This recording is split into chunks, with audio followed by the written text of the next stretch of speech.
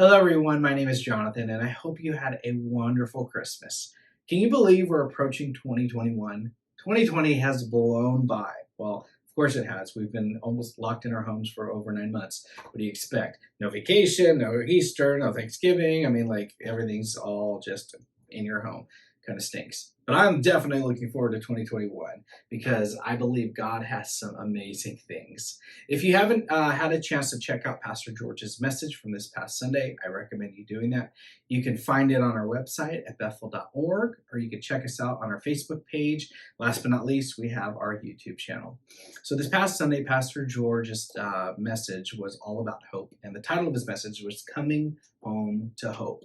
And he had an acronym in his message, and it was TOP, T-O-P, and it stood for Transform, Overcome, and Provides. And he talked about how God's hope can transform, God's hope overcomes, and God's hope provides.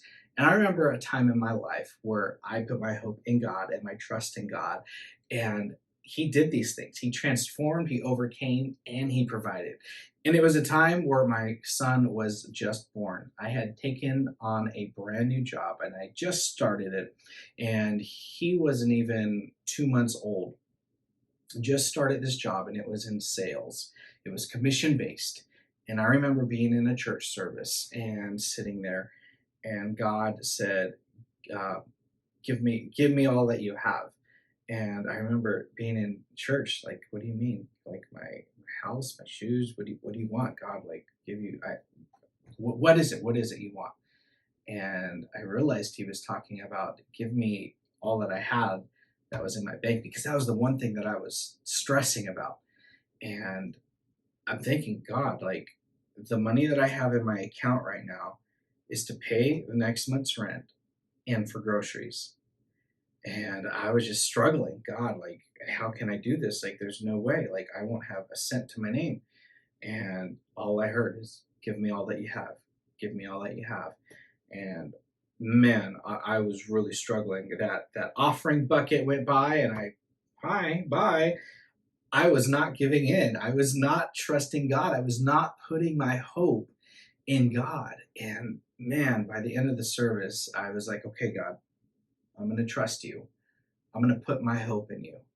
And at the end of the service, I went to a kiosk that the church had and slid my credit card, and I put everything that was in my bank account, gave it away. And I felt a little bit of relief, but a little bit more tension and worry. And the moment I turn around, there's somebody standing there, and I thought he was waiting to use the kiosk next. And he goes, hey. And I'm like, hey, sorry, I'm in your way. And he said, no, I want to see you. I'm like, am I in trouble? What'd I do? And he goes, you know what? Throughout the service, God told me to give you this. And he pulls out his wallet, opens it up, and pulls out a crisp $100 bill.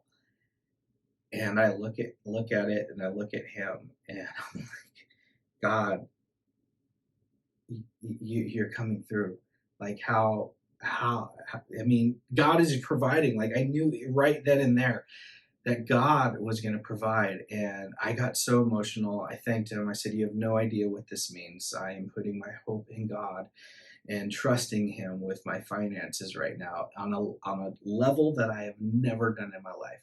I mean, it's easy for me. It was always easy for me to tithe. My mom taught me at a young age. She used to do the chores around the house and get money, and whatever money I got, I gave my 10%.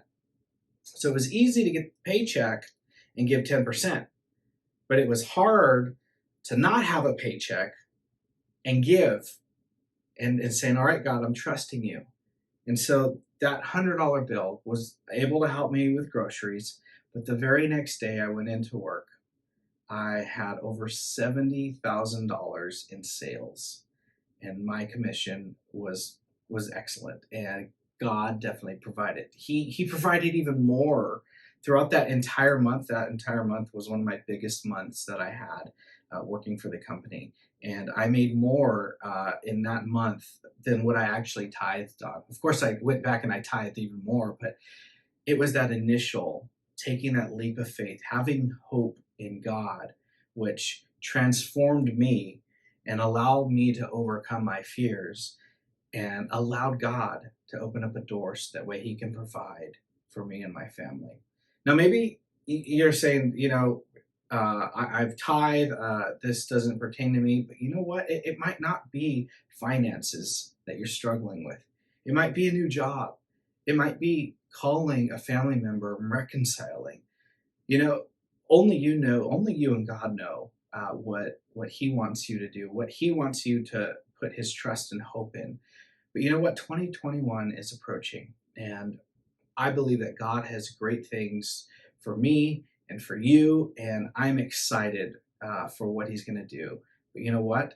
It takes that leap of faith. It takes us putting our hope in Him for Him to be able to open up that door and provide for you. And one of my favorite verses is John 16:33, and it says this: I have told you these things so that in me you may have peace. I love this part. In this world, you will have trouble. So Jesus is saying, you know what? You're going to have trouble in this world. You definitely are going to have trouble. But I love this next line. He says, but take heart. I have overcome the world. That just that is awesome. God just saying, you know what? The world threw everything that it could at me, but I overcame it. And because you know me and because I live in your heart, we're going to overcome this together. So take heart. I'm with you. And I just want to challenge you, whatever it is that God is challenging you to put your hope in, do it, because God is going to provide. Thank you for joining us for our daily Devos, and I hope you have a safe and fantastic new year. We'll see you next time. Take care.